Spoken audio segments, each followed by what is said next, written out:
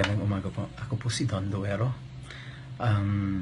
First time ko po itong gagawin, kaya medyo hindi ako sanay mag-appear sa video na to. But anyway, it is a responsibility. I feel responsible for, dahil dito sa ngayon sa kampanya, na gusto ko po sana talaga ang mga kababayan natin na iboto si Mayor Duterte. Ito po ang kwento ko.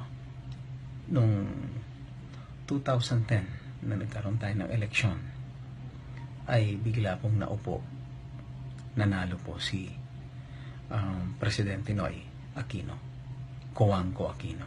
Take note, Cojuangco Aquino. So, ibig sabihin, alam niyo na kung bakit ini-emphasize ko ang Cojuangco. Dahil hindi niya ginagamit. Itong taong to masyado too pretentious to be a good person when in reality he is not. Walang empathy, walang malasakit sa taong bayan. Mayaman kaya ganyan. Anyway, noong 2010 po, nagkaroon tayo ng human trafficking issues here in America. Inimbestigahan ko po dahil kasalukuyan ako po ang public servant, ako po ang welfare officer na nakatalaga dito sa Embahada ng Pilipinas sa Washington, D.C. Nung inimbestigahan ko po, anong sinabi sa akin ng labor attaché, hands off ka dyan, according to the Secretary of Labor na si Attorney Baldos, dating POEA chief. Hands off daw ako. Alam na natin kung bakit ako pinapa-hands off, dahil highly sensitive daw. Well, in reality, hindi dahil sa highly sensitive. Dahil alam nila, pag ako nag-imbestiga, walang takipan dyan. Dahil hindi ako umuurong sa mga katarantaduhan na nangyari, talagang binubulgar ko. So anyway, ganito ang nangyari, pinapa-hands off nila ako. Dahil yun daw ang instructions ni Baldos, ni Secretary Baldos ng Department of Labor. Ang ginawa ko, bilang isang welfare officer, ako po ang responsible sa lahat ng mga welfare cases. Ang Labor Attaché, ang responsibility po ay hindi welfare, kundi maghanap ng potential na pwedeng pagtrabahuan ng mga OFWs natin. Anyway, sa madaling salita, hindi ako tumigil pang imbestiga. Anong ginawa nila? I was persecuted. I got persecuted. Hininto nila yung allowances. Ang dami-dami mga rason. Lahat kung ano-anong gusto nilang gawin. Buti na lang, nung na-interview ang mga OFW na biktima ng human trafficking, ay maraming tumulong. Napunta kami sa FBI at ang FBI ay tumulong din sa akin. Pero after that, nung nabulgar ito sa ABS-CBN, nagkaroon ako mga death threats. Well, it is very ironic. Isipin mo, imbis na nagkaroon na ako ng death threat, gusto pa nila akong pauwiin. Pinipilit pa akong pauwiin ng Department of Labor. Obviously, syempre, pag pinauwi nila ako doon, patay ako. Sandali lang ang buhay doon Kahit na isang FBI, sinabihan si Congressman Bello na less than $200 lang ang pag-hire ng isang killer. Alam naman natin yan. Hindi na kailangan sabihin pa. So, when I continued my investigation, pumunta rito si Congressman Bello. Actually, si Congressman Erin Tanyada, inimbestigahan niya, nag-privilege speech siya sa Congress, na gano'n na nangyari. Totoo itong investigasyon ko. At ako pa ang pinipersecute ng gobyerno ni Noynoy. Bakit nagkaganon? Pumunta rito si Congressman Bello, nag-imbestiga, dinala ko pa siya sa FBI. Ganon din. Ganon ang findings nila. Lahat. Pumunta rito, ang last na pumunta rito ay si Vice President Binay. Actually, Vice President, 2 beses tayo nagkita. I submitted you I think that was in December or January. December 2010 or January 2011.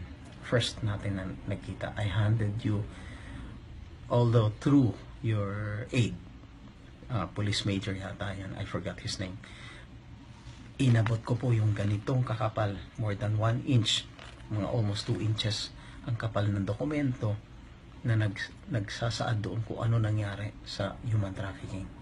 Pero wala nangyari. Sabi nyo, dininay nyo nung meeting natin nung April or May ba yun, nung 2011, dininay nyo na na-receive nyo. Baka binasura, tinapon lang ng aide nyo. Anyway, I can't blame you for that because you're very, very busy person. But nung 2011, April or May, nag-meet tayo ulit. Tinawagan niyo ako sa phone through Consul General Aragon. Sinabi niya magmi-meet tayo. So, of course, sino ba ako nahihindi? The second most powerful person in our country, nasasabihan ako at isa lang akong empleyado. Agad-agad pumunta ako sa inyo.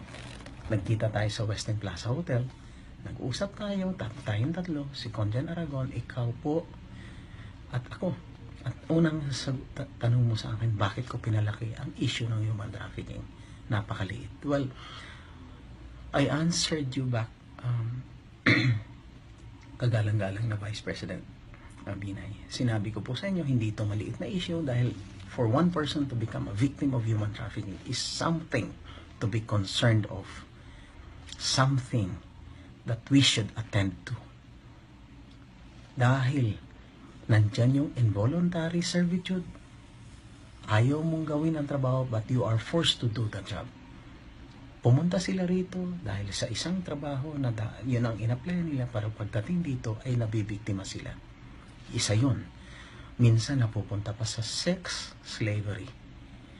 Isipin mo yung mga ganyang bagay. That is something to be concerned of. At sinasabi natin na ang OFW ay isang bayani, bagong bayani. To hell with you guys. Anong isang bayani tapos pinapabayaan natin?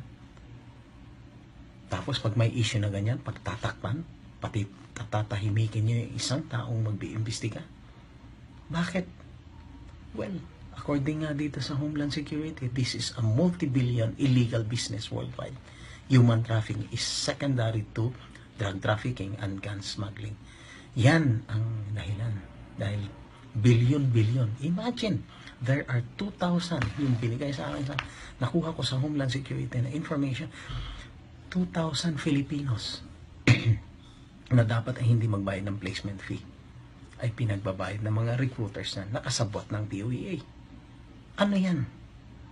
Tapos magpo-post kayo, yung mga taga-POEA, magpo-post kayo ng job orders, approved job orders, and yet these job orders are not verified. Ano yan? Pag inimbestigahan, magagalit si Baldos, si Secretary Baldos. Tatanggalin ko sino yung head ng POEA na tagalabas. Dahil yung sindikato dyan sa loob ng POEA, kasapot ang taga-Department of Labor, ay yan ang pumuprotekta ng mga illegal recruiters. Kaya walang nangyayari. Ang daming nabibiktima ng mga OFWs. Wala. Wala kayong ginawa. Puro kayo nagpapataba ng mga bulsa nyo. Kaya dapat sana, kung sino man, Mayor Duterte, pag naging presidente kayo, ibalik nyo sa opisina nyo ang Overseas Welfare Administration, Workers Welfare Administration, dahil at bigyan nyo ng kapangyarihan na mag-imbestiga dyan sa mga kung ano man ang mga illegal na nangyayari na gawain ng mga POA, taga-POA, tsaka Department of Labor. Hindi yung under, kasi pag under ang taga-OWA ng Department of Labor, ang ginagawa lang, binabraso. Ganun ang ginawa nila sa akin. Gusto nila akong brasuhin. So after our meeting with the Vice President, balikan po natin yung pag-meeting namin. After that meeting, hangako po kayo, Mr. Vice President, na gagawin nyo ang lahat para maprotektahan ng OFW. But unfortunately, nothing happened. Hanggang ngayon, nagpo-post pa rin ang POEA ng hindi naman verified na mga job orders, approved job orders. You call that protection sa OFW? Oh my God. Hindi. Napakadaling gawin ang verification of job orders. Nandyan ng mga taga-embahada, konsulado, worldwide yan.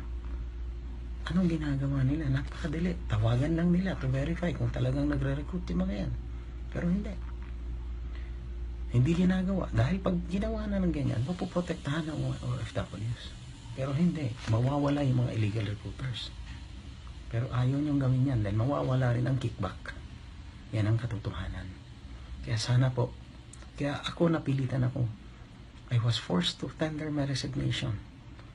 Dahil alam ko, walang mangyayari. Isipin mo, kausap ko ng ang Vice President eh. Wala rin eh.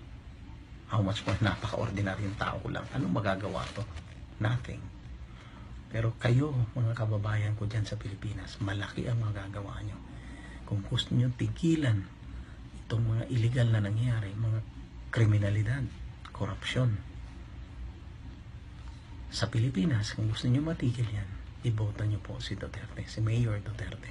Yan lang ang isang taong magbibigay ng tunay na pagbabago at kaunlaran sa Pilipinas.